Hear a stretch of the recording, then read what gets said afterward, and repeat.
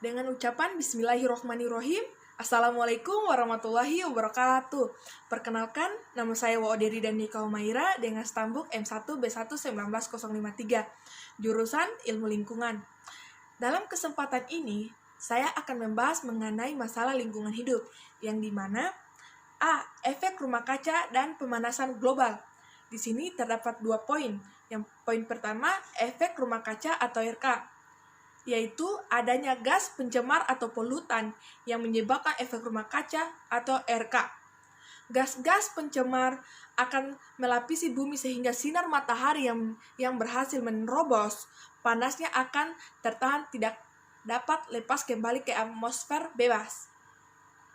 Bila bumi ini tidak ada gas, polutan yang membentuk gas rumah kaca atau GRK seperti CO, CO2, metana, maka suhu rata-rata permukaan bumi hanya kurang dari 18 derajat Celcius. Suhu yang dingin bagi kehidupan makhluk hidup. Tetapi dengan peningkatan kadar GRK akan meningkatkan pula RK, sehingga suhu permukaan bumi akan naik pula, sehingga menyebabkan pemanasan global. Poin kedua, pemanasan global atau global warming. Berdasarkan sejarah, faktor-faktor alam seperti erupsi volkanik, perubahan orbit bumi, dapat jumlah energi yang dilepas oleh matahari dapat mempengaruhi iklim bumi.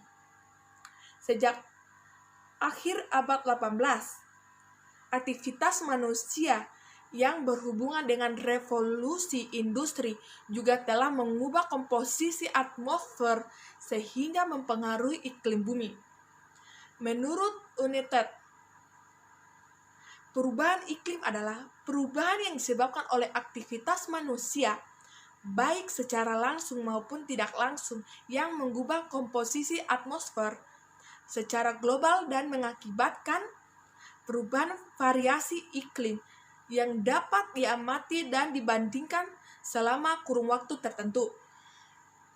Yang akan menimbulkan masalah perubahan iklim ini muncul bersama krisis ekonomi, kesehatan, dan keselamatan produk pangan, keamanan, dan dimensi-dimensi yang lain.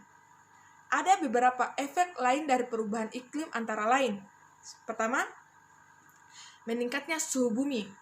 Rata-rata kenaikan suhu global sekitar 0,74 derajat Celcius selama abad 20 ini. Kedua, terdapat karbon dioksida lebih banyak di atmosfer. Ketiga, banyak curah hujan dan banyak terjadi kekeringan.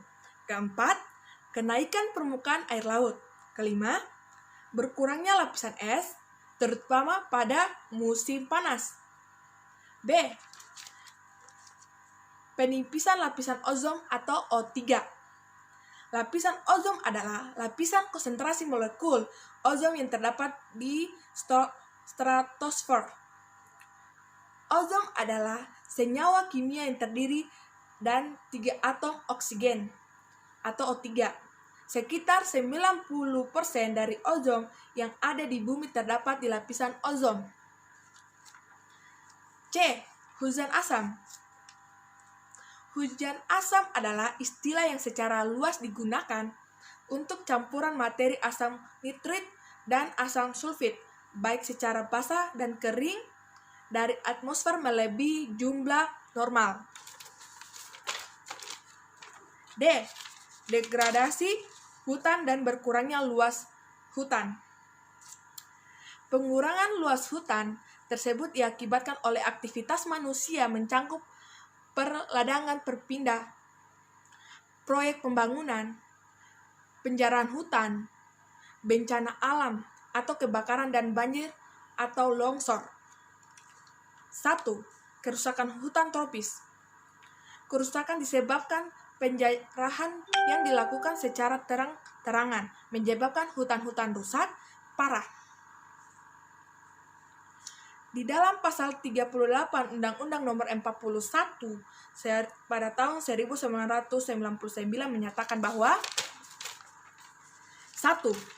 Penggunaan kawasan hutan untuk kepentingan pembangunan di luar kegiatan kehutanan hanya dapat dilakukan di dalam kawasan hutan produksi dan kawasan hutan lindung. 2. Penggunaan kawasan hutan tersebut dapat dilakukan tanpa mengubah fungsi pokok kawasan hutan. 3. Penggunaan kawasan hutan untuk pertambangan dilakukan melalui izin pinjam pakai oleh Menhut. 4. Pemberian izin pinjam pakai yang berdampak penting dan cangkupan luas serta bernilai strategis dilakukan oleh Menteri atas persetujuan DPR.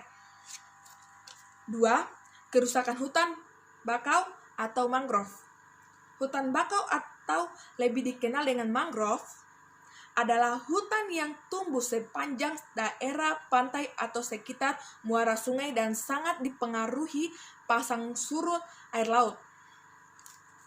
Fungsi hutan bakau adalah sebagai berikut. Yang pertama, hutan bakau merupakan sumber daya yang kaya baik dalam hal penyedia tempat tinggal bagi binatang air seperti ikan, udang, dan penyedia kayu atau pemanfaatan daun bakau bagi binatang ternak. Kedua, selama proses pembusukan, hutan bakau menjadi sumber makanan utama untuk moluska, kepiting, cacing, dan binatang-binatang kecil lainnya. 3. Sebagai pelindung dan stabilisator garis pantai dan bahaya abrasi. 4. Sebagai pengikat lumpur dalam pembentukan lahan. 5. Sebagai lahan yang digunakan untuk berbagai kegiatan manusia seperti tempat pemancingan atau tempat wisata. 6. Buah dan daun beberapa tumbuhan bakau dapat dimanfaatkan nelayan sebagai makanan dan obat seperti di Asia Tenggara, abu rebung, dan daun nipah sudah lama digunakan sebagai obat untuk menyembuhkan herpes, sakit gigi, dan sakit kepala. 7. Tanaman mangrove juga merupakan penghasil madu, meskipun hal ini belum tersebut dimanfaatkan secara sempurna. Penurunan kualitas sumber daya alam atau SDA. Merosotnya kualitas dan kuantitas sumber daya alam terjadi karena pemanfaatnya yang melampaui kemampuan pulih atau memang kerusakan sumber daya itu tidak dapat pulih. Pencemaran lingkungan. Pencemaran lingkungan merupakan masalah lingkungan yang paling parah. Hampir semua sumber daya yang penting bagi kehidupan yaitu tanah, air, dan udara telah tercemar terutama di kota-kota besar. Musnahnya spesies. Indonesia merupakan negara tropis yang mempunyai luas kawasan hutan tropis basah terbesar ketiga di dunia serta memiliki keanekaragaman hayati terbesar ketiga di dunia di samping Brazil. Tujuan umum pada materi ini adalah untuk mendesain promosi kesehatan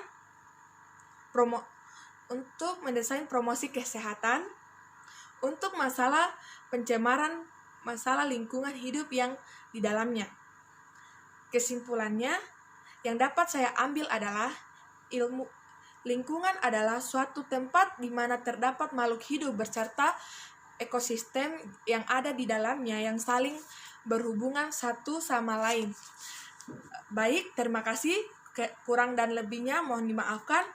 Saya ucapkan akhir kata. Wabillahi taufiq wa hidayah. Wassalamualaikum warahmatullahi wabarakatuh.